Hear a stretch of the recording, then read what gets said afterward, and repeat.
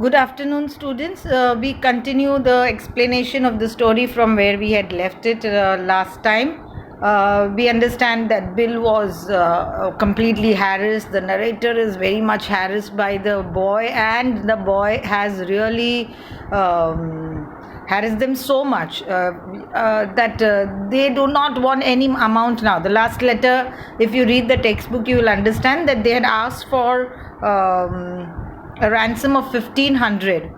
From 2000 they made it 1500. They decreased the amount because somehow they wanted to get rid of the child. They thought that if you are going to ask for more amount, the father won't pay it and the child will remain with us, and he is going to harass us so much that he'll bring death to us.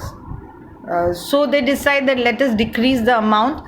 They write a letter. The letter is there on the textbook, page 26, and they demand for $1,500, and they tell the father in the letter. They write everything in the letter and say that where they have to come and leave the money.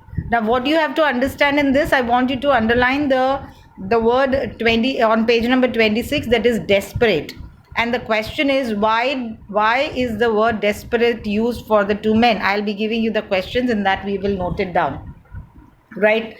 So the narrator goes to the area of Summit, and he wants to find out what is the situation in Summit, knowing that the child is kidnapped.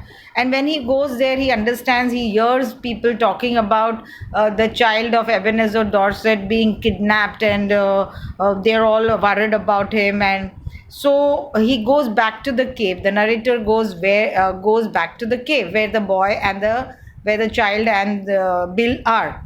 Now, the funny part starts here. When he enters the cave, when he goes there, he could not find the child, neither Bill, and he was wondering where the two are.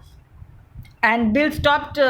Half an hour later, he waited, he could not find them. So he waited. Half an hour later, suddenly somebody appears out of the bush. Bill appears out of the bush. That's written on page number 26. That is where the section 3 starts.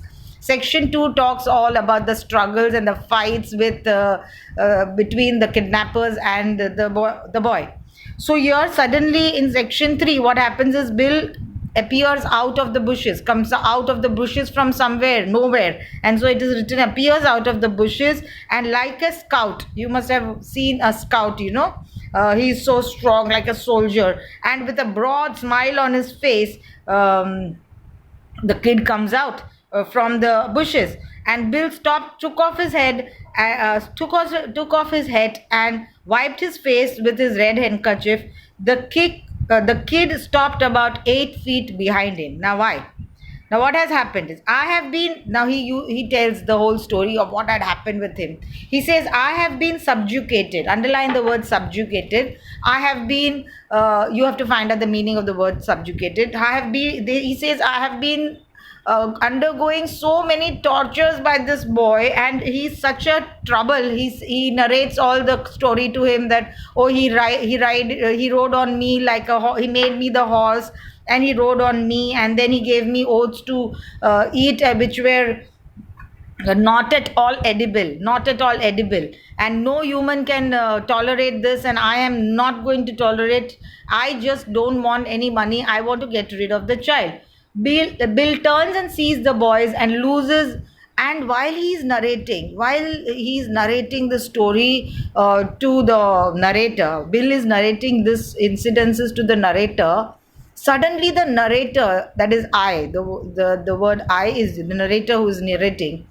His face is completely pale, loses his complexion. Bill turns, he is stunned. So Bill turns and sees the boy, and when Bill sees the boy, he is completely pale, loses his complexion. Complexion is the color of the skin. When he loses his complexion because he is extremely nervous. For an hour, I was afraid for his mind. And then I reminded him that we would get ransom, so Bill braced himself. So Bill and they decide that, okay, let's see now what happens. The narrator consoles Bill, don't worry, I have thought of a scheme. The next line says, this was my scheme for collecting the ransom without being caught, and I have left I went in that area, and if any policeman comes, don't worry, we are not going to be caught, and all the plans are there. Now what the climax is? Exactly on time, a half grown boy rides up. Somebody comes on a bicycle, another boy comes on a bicycle to this place and slips a note into the box and pedals away. And this narrator, while he was there in the near the post box, he brings the note and he goes to the cave, and then they read the note, and they read the note. This is a note of the father to the two desperate men, and the note says, I received your letter. It is such a funny thing. I hereby make you a counter proposition. I want you to underline the word counter proposition over here. One proposal was of the kidnappers, that you pay us this much amount, or your child may be killed, or we are not going to leave your child, and you are going to suffer without your child. And look at what they got the reply as. The reply of the father, who normally in normal circumstances would be that, oh, leave my child. Here it is absolutely topsy-turvy. It's a change of roles, a change of situation. And the father says that, look, I'm making you a counter proposition. I hereby make you a counter proposition, which I'm sure you will accept. He was sure you will accept it. He was sure that the kidnappers will accept it, because he knew his child very well. He knew how his child is going to harass the two kidnappers. And so he says, you pay me $250 instead of I paying you the dollars in cash. Now you pay me the dollars in cash. You bring $250, but come at midnight, because I don't want any neighbors to see anybody of you, and no neighbors should stop you. Now why is the author written, I don't want the neighbors to? Why did the father write, I don't want the neighbors to stop you? All in the area of Summit knew how this child was. He was so extremely mischievous. That nobody wanted this child back. They were happy that the child had gone away. That's sad. Now I want you to understand one point over here, beta.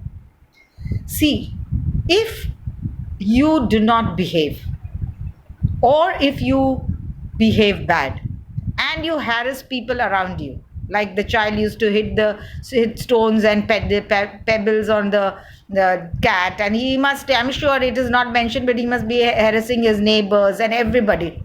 So if you are going to harass others around you, people will not like you. People will not want you. It's like that. If a mischievous child is absent in the class, the others in the class say, oh ma'am, you know what happened today? He is absent. So they see how the class is so quiet.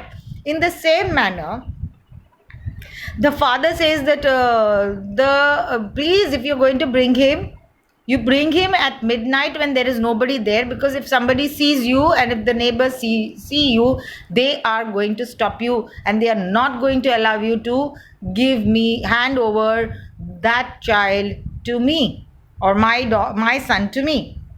The cheek, I began. But I glanced at Bill and hesitated. And seeing this, the kidnappers, reading this letter of the father, the kidnappers were really, the cheek here is, oh, he's a smart fellow. The father was a cheek, meaning instead of giving the money, he is asking for money to take back the child.